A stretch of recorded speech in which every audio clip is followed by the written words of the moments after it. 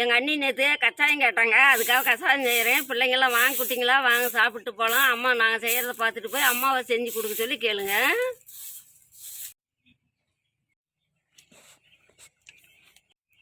ரவை வந்து 100 கிராமும் 1 மணி நேரம் தண்ணியில் ஊற வைக்கிறோம்.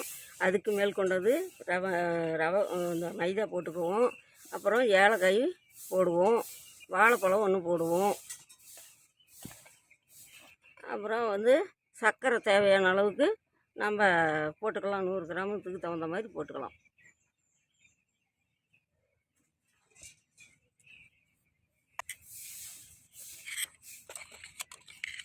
சர்க்கரையை 1 மணி நேரம் ஊற வச்சு கரைச்சி அதில் ஊற்றிக்கலாம்.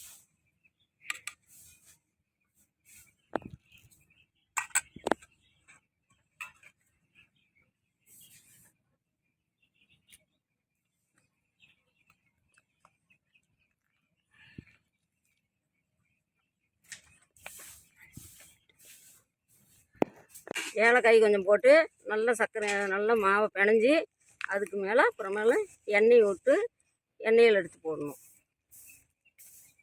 அந்த காலத்தில் எங்கள் அண்ணி வந்து என்னை கச்சாயம் சுட்டு கொடுன்னு கேட்கும்.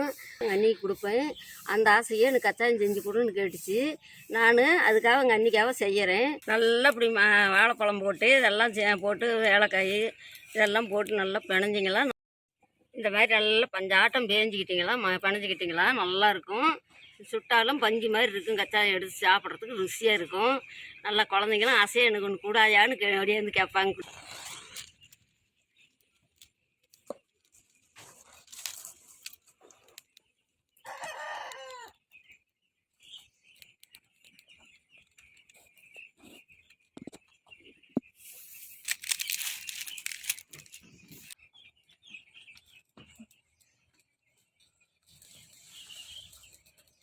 வாழை சுற்றி வச்சு இப்போ எண்ணெய் ஊற்றிக்கலாம். எண்ணெய் காஞ்ச பின்னால் மாவு எடுத்து போடலாம்.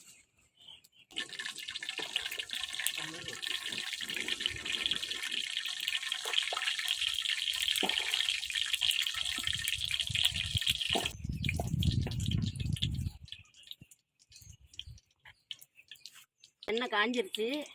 பலகாரம் போடுறேன். கச்சாயம் பாருங்கள். நம்ம சர்க்கரை வேணுனாலும் போட்டுக்கலாம், வெள்ளை வேணுனாலும் போட்டுக்கலாம். இவ்வளோ இது எச்சமாக போட்டோம்னா நல்லாயிருக்கும். நல்லா பிள்ளைங்க எடுத்துகிட்டு ஒன்று ஒன்று சாப்பிட்றதுக்கு குட்டிங்களுக்கு நல்லாயிருக்கும்.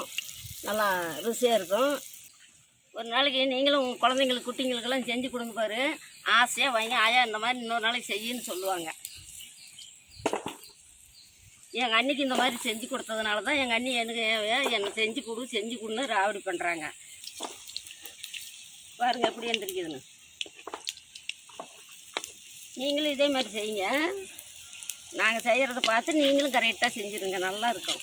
பிள்ளைங்களுக்கு இதுலேயே வாழைப்பழம் போட்டு பேஞ்சு சாப்பிட்டா இன்னும் ருசியாக இருக்கும். இப்படியே நல்லா வேக விட்டுடுங்க. இது பாருங்கள் நல்லா இருக்குங்க. கலர் வரும் பாருங்க.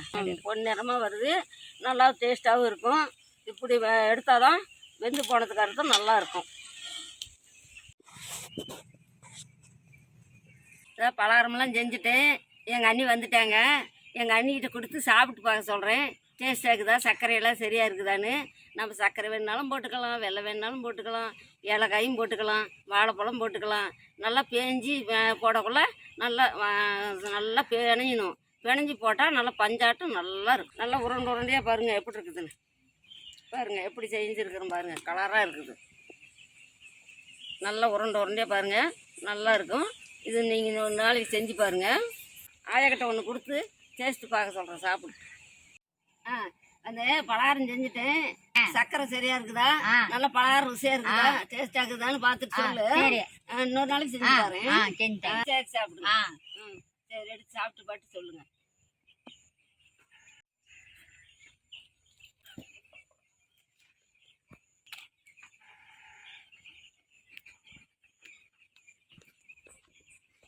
எப்படி இருக்குது? டேஸ்ட் நல்லா இருக்குதா?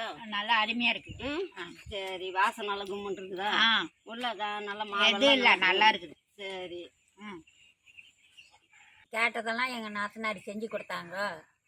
சாப்பிடுங்க. நல்லா சைட்டா இருக்குது. நீங்களும் அந்த மாதிரி செஞ்சு சாப்பிடுங்க.